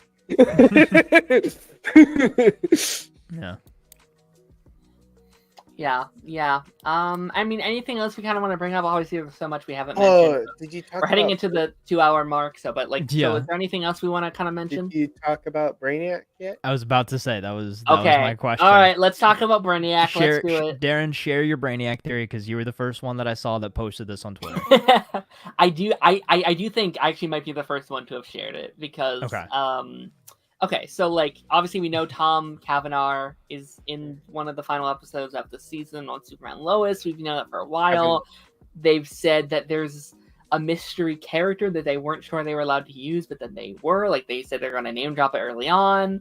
They name dropped the name Brainiac in this episode, which I missed. I missed on first view. 2, by the way. Yeah. Did you catch the second one? Who's the second one? Milton. Do you know? Which is Brainiac, yeah. Yeah, Milton Fine is Brainiac. Thank you, good sir. So, okay. So, do we think we're actually doing Brainiac, or do we think it's more of like an Easter egg situation, or like, oh, they said the name? Yeah. So, okay, I saw a quote from from a TV Line article, right? Like you were saying. So I pulled it up. They were talking about there's a character that they're going to name drop that's going to be referenced early on in the final season. You hear the name drop, then you start hearing the name drop more, and then eventually you see that person. Yeah. Well, at least, and then the end of that quote was, well, at least that's one mystery solved. So I'm thinking, they said Brainiac. If they say Brainiac again, we're pretty much, a shoo-in to actually see him. And then if we do see him, I think it's pretty awesome too, because if Tom Cavanaugh is actually Brainiac, it's a nice parallel to the smartest person alive, which is Harrison Wells. So to have him as Brainiac, it's not far fetched, because he's the smartest person. It would be kind of fitting that the last Arrowverse show had Tom Cavanaugh as the main villain. Like, that would be a pretty cool thing. And like I've even said with like Lex being the main villain, like I he could obviously do it well, but does he have enough like longevity to be the main villain for the entire season? Like, is there enough story with him this season to hold that throughout the entirety, or do you introduce someone else? I certainly think Lex can hold down the whole season, especially Michael Cudlitz's Lex. I think he 100% can hold down the whole season, and I think he will. I think, big bad battle. Flash forward to episode 10, I think it's Superman versus Lex in the Lexo suit that's hopefully got the green and purple design with the big old L for Luthor on the chest and everything like that. Sure. Brainiac, I think, is going to be relegated towards maybe one step above a cameo. Sure. Like, we know he exists. I think it's going to be kind of one of those and the story continues kind of thing. Mm. Maybe they would have had more plans for him if the show were to have gone I think the Brainiac on. was in the plans for sure. Yeah. But then maybe they can kind of do something crazy, is like give us like a big cliffhanger, but not like a, oh my god, I want to see what happens next kind of cliffhanger, but like, oh, okay. An Incredibles that's one where it's like right. the Underminer, and then they cut. Right. Kind of Oh, that Wait. actually, that'd be so cool. So Brainiac comes out, like he's like, all right, I'm gonna bottle up the planet or whatever, and then so you've got Superman, new suit, Superboy, new suit, Steel, Eradicator. The cape. I yeah. give him the cape. Yeah, Steel with the cape, Eradicator, and then again, I've had this theory for a while too. Maybe just throw him a bone, give Jonathan powers by the end of it. Maybe like the stress of what's going on finally unlocks his powers somehow, or like Lex is about to kill him or something, and his powers like unlock. Right? That would be crazy. So Super Family. And then there's been I'm sorry, I'm going off on a whole tangent here. Right. And there's been there's been some comic pages going around too of the new Superman comic where Lois is in a suit as well and she's got powers.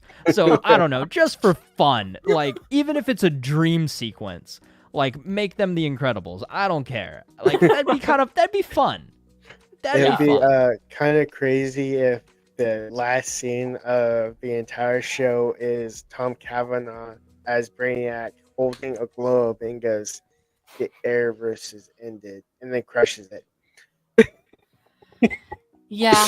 Yeah, and you know that also might be what they mean in terms of like, because a thing came out last night that said the ending will honor the Arrowverse. Yeah, like, and there'd be like a bunch of Easter eggs and stuff. Yeah. So that could just mean Tom Cavanaugh. That could just mean like, well, like Tom Cavanaugh, he's from the Arrowverse. Again, it would be very fitting if he was the final big bad or whatever it was. It'll be something like, you know, I've fought bats and speedsters and guys with bows and arrows and that Diggle guy. I think I've seen him before too. But it'll be something about speed where it's like, yeah. You're fast, Superman, but I fought fast people before or something like that. It's like Yeah. I kind of want like, hey, that like to be like I kind of actually it would be nice if they throw like a secret cameo that we don't know about and we'll probably like it's been shot indoors to where I kind of want Grant Gustin to just show up like as the Flash and save Superman's butt by going back in time and stopping Doomsday from. He's busy on Broadway. He don't got no time for that no more. That's the beauty of it. Like have like a secret like cameo of you don't even have to have Grant Gustin there. As you remember on Arrow, he passed it a note to Singh saying he's legit. I think we might have to give up on that one. Unfortunately. Maybe it's a hot take, but they've been so separate from everything at this point. Like I don't need Green Arrow to show up. I don't need Flash to show up. If Supergirl showed up, I'd be happy with that, but I don't need that either, really. The thing is they've already name dropped him too. Like Oliver Queen died. On this earth. So on this earth, but how? Why? He's not the same. There's so many questions. It's here's the thing. Is he like Bruce that, Wayne? Like that situation. Go ahead. That situation was tough. Like, you know, I've gone through the mourning process with Superman Lois not being connected anymore. Like we've gone through it. We've talked about that on here so much Taz. But like I'm at a point where like you made that decision. And I'd rather you lay in that bed. Like I'd rather you be like, all right, we have a new Jimmy Olsen coming. We got a new Lex coming. If you want to do Supergirl, cast someone else for Supergirl. Like, just kind of commit to it. The only kind of way I'd be kind of okay with it if you kind of have like a Stargirl-esque ending where it's like there's a portal opens up being like, hey, come on, we have a mission. We need you for this mission. And it's like, okay, it's part of its own world, but you can it teases future crossovers that we won't see, kind of thing. Like that's if Jensen Ackles Batman from the Gotham Knights universe shows up and says, hey, We gotta have a- go save the We gotta go save the Gotham Knights. Listen, Taz, since your disappearance on these platforms, I've been the only one defending Gotham Knights. I've been like, listen, guys, it's not so bad. What Listen, and what if Brandon Ralph's Superman comes through, the portal that he said I couldn't save anyone? What if that was the Earth that gets wiped out? Like, he literally goes to like, hey, like we need your help, and then just the wave of red matter just wipes them out. which is what the Superman and Lois Earth or what? Yeah, Superman and Lois is there. No, what? Don't kill off our character. Or I have like another one where the Oh, no. final ending is actually a pod that comes to Earth, and it's actually Supergirl. Okay, But we maybe. never see her face. No, it's an infinite loop. So Superman actually, so the way they bring him back is they actually have to synthesize him as a baby. So he comes back as a baby. Lex does something to the planet, it's dying, and then they send him to another planet, and the whole thing starts all over again. It's Smallville. Yes, What? they send him to Smallville's Earth. Tyler Hoechlin is Tom Welling. What a twist. Confirmed. What No, if they we send him to actually another get- Earth, and then he grows up as Bruce Wayne's best friend, and they're buddies in school, and they bring back Gotham Bruce, and yeah, that's how it ends. What if our secret cameo is actually Tyler Posey as the Flash? I don't know who that is. Tyler Posey is from Teen Wolf, another show that Tyler Hoechlin was on. Oh, gotcha. Well, see you guys later. No. Taz, do you have any kind of final thoughts that you want to kind of wrap up on? I know I said a lot of crazy dumb theories, but I think You're not overall, serious, people. getting serious, most likely thing is either maybe Brainiac cloned the heart, or they're gonna take Doomsday's heart, and maybe that's how Brainiac's played into it. Like, I don't know, maybe they somehow convince him to save Superman. Like, maybe he's not like a full-on evil Brainiac. Like, they say Brainiac, but which Brainiac? Yeah. There's a bunch of Brainiacs as well. So who knows?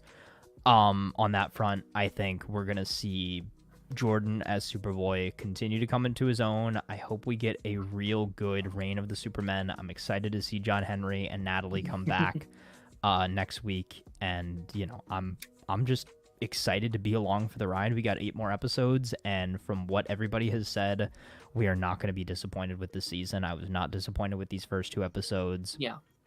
It was a long wait, but boy, was it worth the wait. Yeah, it's just good to be back. I'm sad that it gets to come back and that's gonna immediately leave after these next 2 months. But nonetheless, it's such a great feeling to have the CW shows back. Like watching the ads for all the other shows on the CW is like, what a depressing lineup. Oh my god, dude, I was like, what? Like you're promoting NASCAR, you're promoting like these Scrabble weird shows. Yeah, like Scrabble broke my heart.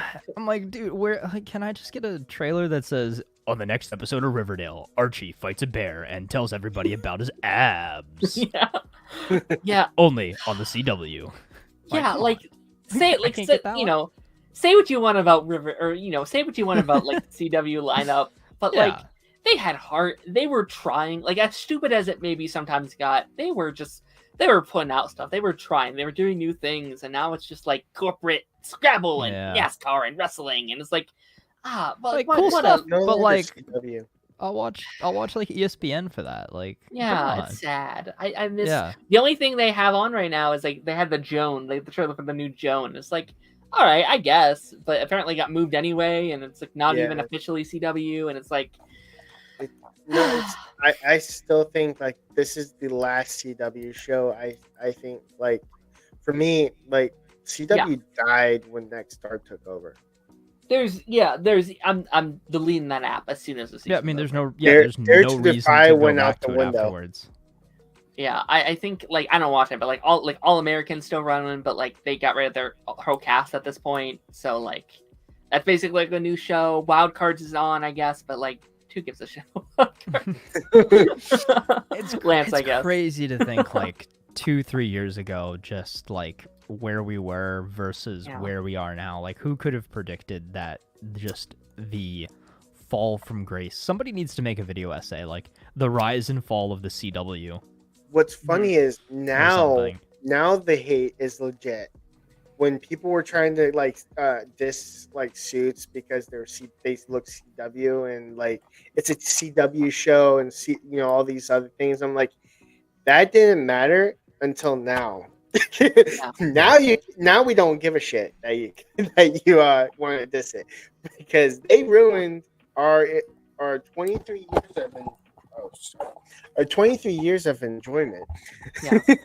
there definitely needs to be like a documentary at some point though, because like it is a very fascinating, just everything that's happened in this universe, just like the through Smallville through now, just the crazy stories that transpired to get to this point is insane. Bittersweet. All right, too. which studio is going to give me a low budget of $25 million to make the budget on the rise and fall of the CW? It'll be a nice nice little 90-minute documentary we can split into 3 episodes on Netflix. Let's go. Mm-hmm. Just for Warner Brothers to scrap it as soon as it's made. It's bittersweet too, because like it started with Superman and it's ending with Superman. It absolutely is. Yeah. But with that being said, that's gonna be all for us this week. We'll be back at some point. We're gonna have a conversation about when we're gonna do these streams because we're very excited. But time zone's weird, and I didn't like starting while Party Nation was going on. I felt very weird about it. I was like, we don't have choice this week though because of our scheduling. But Taz, where can people find you? People can find me here on YouTube at Toxic Taz, on Twitter at Toxic_Taz, and over on Instagram at Toxic Taz. Be on the lookout for my episode breakdown on YouTube later this week. Absolutely. And 3Dubs, where can people find you? 3Dub Studios. Here all week. Find them there. Join us. I'll do a community post once I kind of talk with Taz and Darth about when's a good time for us, when kind of we can do that. Check out the pipeline. We do the pipeline every Thursday. This week we're going to be talking about Joker Filet-a-Doo, if that's how you say it, this Thursday. So check me out there. Check out all these crazy kids' content. Check out Darth. He has his own channel as well. He does live streams over there, and he does a lot of Star Wars content over there. Go check him out. He was here earlier. Thank you to everyone who popped in, chatted. Shout out to Party Nation for just rating my live stream. That was fun. That was kind of cool, I guess. Yeah. Without further ado, everybody, we will see you on the flip side. Bye-bye. Goodbye.